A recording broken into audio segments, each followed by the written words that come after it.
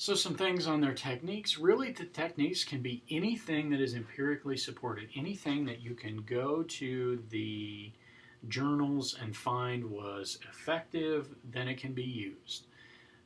You can incorporate any technique that's been demonstrated to effectively change behavior, more of that point. Tailor-made, as we talked about. Relaxation training, systematic desensitization, progressive muscle relaxation, really those are teaching clients how to relax, teaching them um, how to center, how to calm and self-soothe. In systematic desensitization, what we're doing is it's a teach them how to be calm. Then let's say let's do this one in a snake phobia. So I am scared of snakes. I don't like snakes. I see a snake in the yard. I turn into a 10-year-old girl with the screaming and the arms up and everything. I hate them. I absolutely hate them. And so in systematic desensitization, what I would do is I would learn how to relax. Then I would step up. The counselor would step me up to thinking about a snake. And then I'd go back to calm. And then I would get stepped up to seeing a picture of a snake, back to calm. Then I would go up to, let's say, holding a snake skin, back to calm. Holding a rubber snake, back to calm.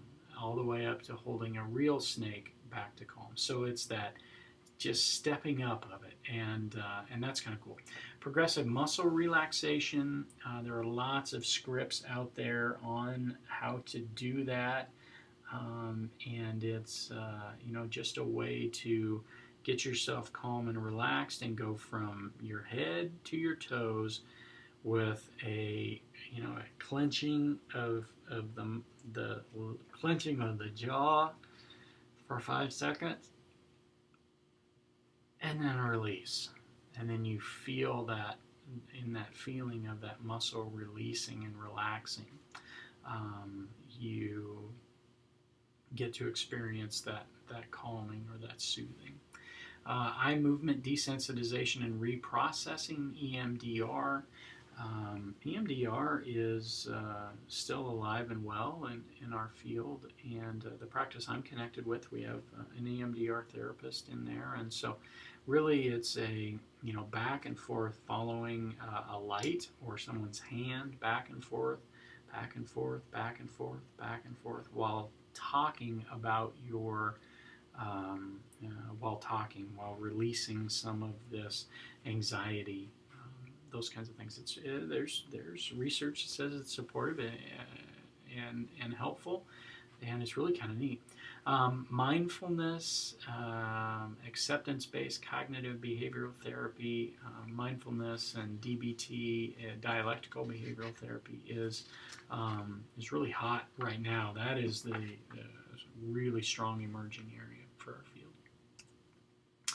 So, counselor's role. So, in this role, up to this point, we, in recent theories that we've been talking about, there's been a lot of we are the helper and the helpee are level. They're on the same plane. In behavioral therapy, cognitive behavioral therapy, there is a more active, directive hierarchy where they are slightly above the client. They are the experts. You're coming to the expert to be told what to do. And that's really appealing to some people, because if I had the answers to my problems, I would have done it already. This wouldn't be a problem. I don't have it. I need to come to you with your expertise. And so behavioral therapists are problem solvers that like to work collaboratively. Lots of assessments, lots and lots and lots of tests and screeners and instruments to track depression, and really that's the testable piece. That's what makes this testable. Research-supported strategies, measures progress towards goals, a lot of follow-up assessments, and so there's a lot of times coming together and reporting progress and changing the goals and going out and trying something different. Client counselors have clearly defined roles. Each knows what the other's contribution is. Concrete skills through instruction, modeling, reinforcement, and then generalized to daily living. That becomes a big piece. And so this type of counseling does not go on and on and on and on and on. It is a short term, and then what they'll do is they'll help clients realize that, this technique or this skill or what I learned here helped this problem to go down. What other problems might it help to go down? How could this maybe work in other areas? And that's generalizing. So it worked for this problem. What else might it work for? And I love this last point. Warmth, empathy, and acceptance in counseling relationships are necessary. Absolutely. They need to feel trusted, and they need to feel like you're not rude to them, and they need to want to come back and all of those things, but they are not sufficient for change to occur. So that's a little bit of an attack at, Carl Rogers.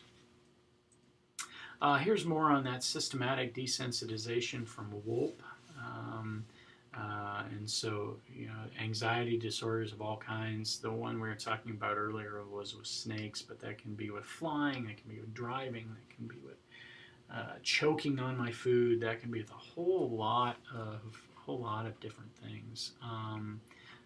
This systematic desensitization is kind of neat stuff. The other thing you got to be kind of mindful of is that a lot of times people's things that they're anxious about, they have so much emotional energy wrapped up in them that the heart rate goes up and the respiration goes up and the blood pressure goes up, and so you also have to be cautious and aware of these things because it can lead to cardiac arrest and all kinds of things. So when this is done, it's done in very controlled kinds of ways.